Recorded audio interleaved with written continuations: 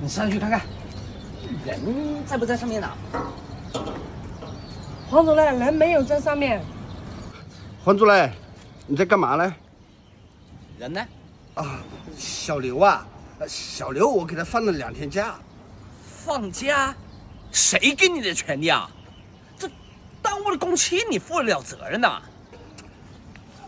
来，黄主任，一点小意思，你先拿着，拿着嘛。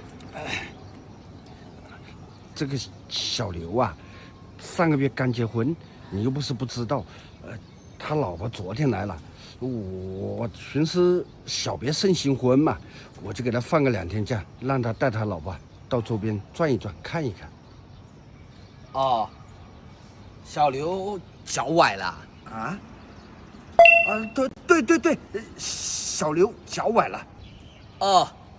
这小刘他脚崴了，你给他放2天假，让他休息啊，这很正常。咱作为领导，一定要把下属照顾好嘛。这样，你把这个给他，带我慰问一下。黄主任，我以前咋没发现你这么善良呢？行，这个就给小刘吧。我替小刘啊，谢谢你。少在这里跟我贫哈。对了，这我新买了一双鞋子，来给你穿。有个事啊，想麻烦一下你。黄主任，你有什么事直接跟我说嘛，我哪能收你的东西啊？这个，哟，这鞋挺漂亮的，这什么鞋啊？这是啊，美杜莎凡丝的鞋子，而且是今年的轻奢新款，时尚又百搭，穿起来特别的舒服。你再看这个鞋底啊，它是超轻缓震的橡胶大底，防滑又耐磨。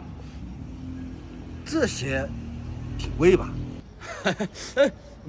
不贵，视频下半小时就有，你点进去看看呗。行，那这个鞋我就收着了，好穿呐，我再多买几双。好，就是啊，这天越来越热了，你说待在工地上啊，热死人哦。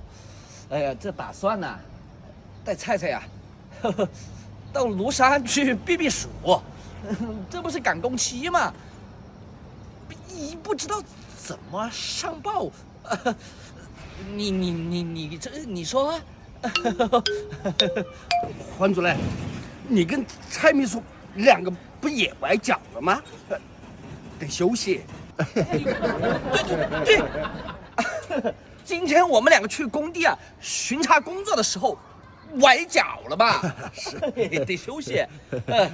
就这样报。等我们在庐山快活2天回来啊，也让你崴2天脚。行，黄主任，我就等你2个回来，我再崴脚。那没啥事，我先忙去了。忙去吧。